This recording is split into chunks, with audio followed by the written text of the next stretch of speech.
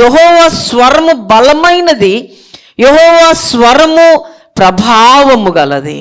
ఆయన స్వరం మనం కొన్ని సినిమాల్లో అప్పట్లో ఈ 10 కమాండ్మెంట్స్ ఇలాంటి సినిమాల్లో ఒక వాయిస్ వినపడేది దేవుణ్ణి చూపించటం. అది చాలా తక్కువనే చెప్పాలి యెహోవా స్వరం.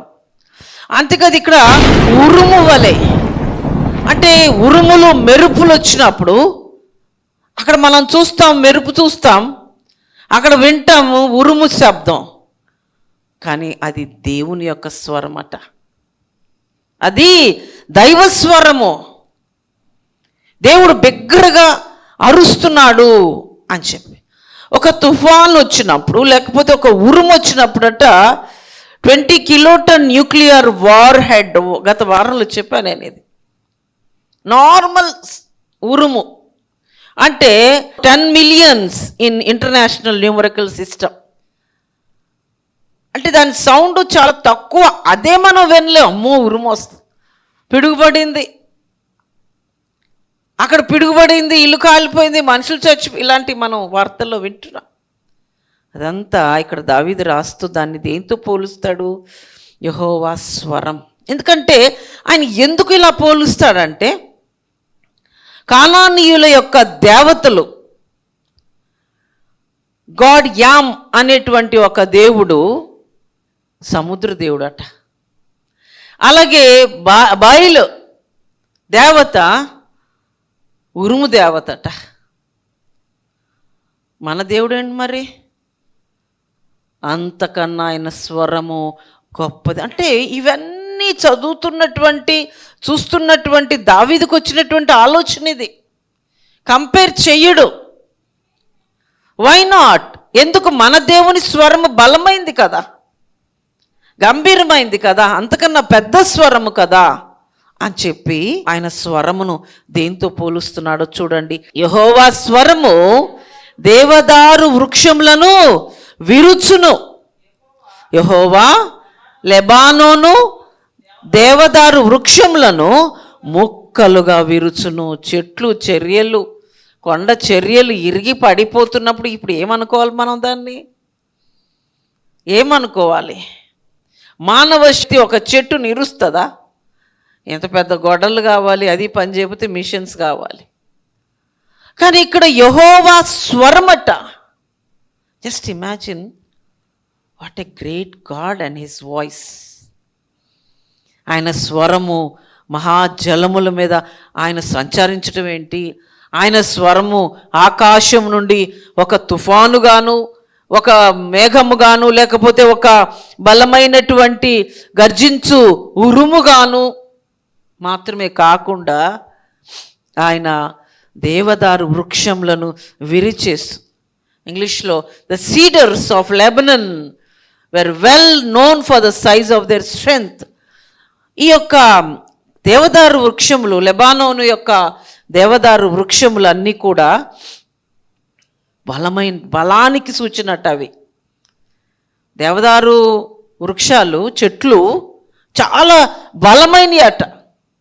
కానీ దావీదు అంటాడు దేవునికి స్వరం అంతకన్నా బలమైనది,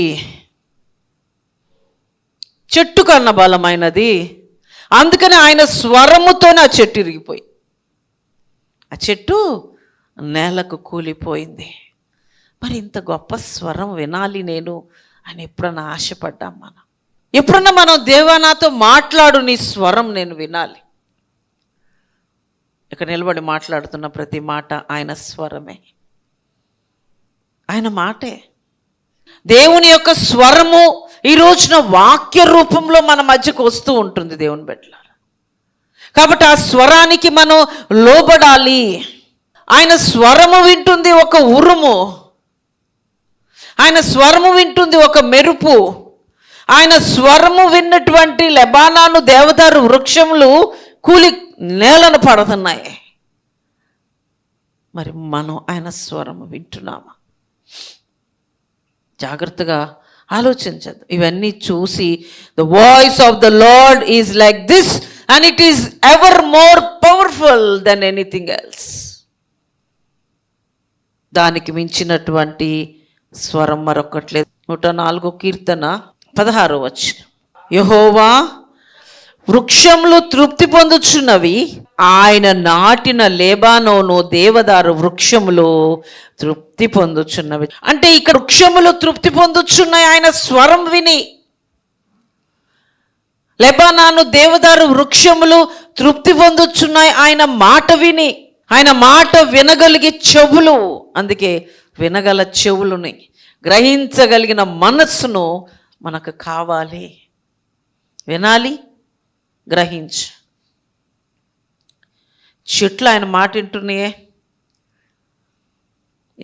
దేవుడు ఏమంటున్నాడు? వృక్షములు తృప్తి పడుతున్నాయి అంటే అర్థం ఏంటి? They are satisfied. A plant is very much contented with whatever God is giving. దేవుడు ఏమైతే చెట్టుకి ఇస్తున్నాడో దాన్ని బట్టి ఒక చెట్టు, ఒక వృక్షము సంతృప్తి చెందుతుంది కదా. దానికి కావాల్సిన తగిన కాలంలో వర్షం ఇస్తున్నాడు దేవుడు, దానికి కావాల్సినటువంటి నీళ్ళని ఇస్తున్నాడు, దానికి కావాల్సిన నేలని ఇచ్చాడు, దానికి కావాల్సినటువంటి సన్. అందుకంట యెహోవా వృక్షములను తృప్తి పొందుచున్నవి. యెహోవా వృక్షములు తృప్తి పొందుచున్నాయి.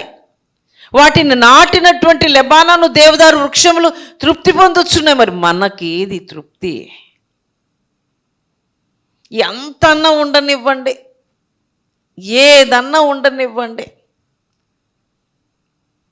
ఇది కావాలి, ఇంకా అది కావాలి, ఇది కావాలి, ఇది కావాలి. చెట్టుకుంది తృప్తి.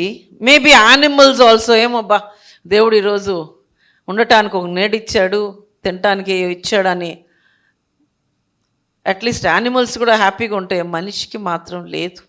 దేవుడు తృప్తి పరిచేటువంటి దేవుడుగా మనం చూస్తుంటున్నాం ఈ రోజున.